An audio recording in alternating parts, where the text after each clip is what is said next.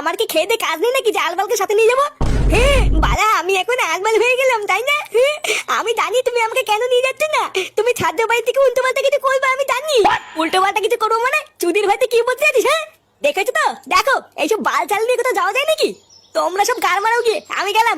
আরে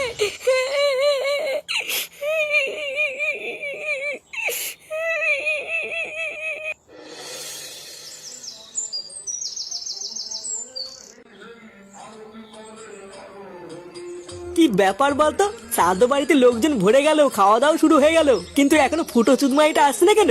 আমি তো দেখছি গো পল্টুদা, কোথায় ফুটো সবার আগে চলে আসবে, তা না সবাই চলে এসছে, ফুটোরই পাত্তা নেই। আরে তোরাও তো চাপ নিতিস কেন, ফুটোর দা ছুকছুকানি স্বভাব, ও ঠিক আসবে। হ্যাঁ আসবে সেটা আমিও জানি, কিন্তু কখন আসবে সেটাই দেখার। এ কি রে বড়া, তোরা সবাই এখানে দাঁড়িয়ে আছিস কেন? ভিতরে কি কেউ কাজ করছিস না নাকি? ওরা আমাদের কাজ করতে করতে গাড় ফেটে গেল, আর তুই শেষ পাতে এসে কাজের খোঁজ নিচ্ছিস? আগে বল এতক্ষণ তুই ছিলিস কোথায়? এত দেরি হলো কেন তোর? আর বলিস না তো, ফাটার জন্য ভূতের বাল দেরি হয়ে গেল। নে নে, বাড়ার বাল কথা বলে সময় নষ্ট করে লাভ নেই। চল চল ভিতরে চল, ভিতরে গিয়ে দেখি কি হচ্ছে।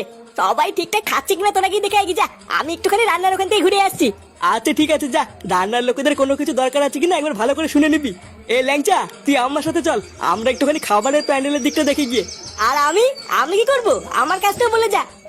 তুই ভূতের বাল এখানেই দাঁড়িয়ে থাক, যদি কোনো কুকুর টুকুর ঢোকে তাহলে তাড়িয়ে দিবি।